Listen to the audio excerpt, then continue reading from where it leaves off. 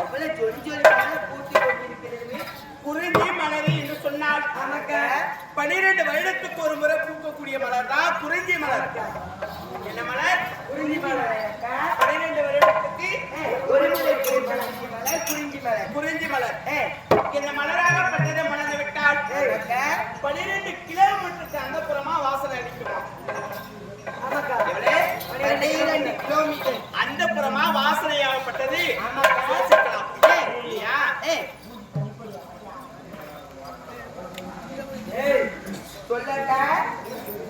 இப்படி 12 கிலோமீட்டருக்கு அந்த புறம் வாசனை வரக்கூடியதுதான் குறிஞ்சி மலர். அந்த அளவுக்கு மலர் அந்த வாசனை உள்ள மலர் என்று சொன்னால் உலகத்திலே சிறந்த மலர் குறிஞ்சி மலர். குறிஞ்சி மலர் அப்படியா கொஞ்சம் மலராகப்பட்டது பூத்து வைக்குது. வாசனை எப்படி அடிக்குது பாத்தியாக்கா?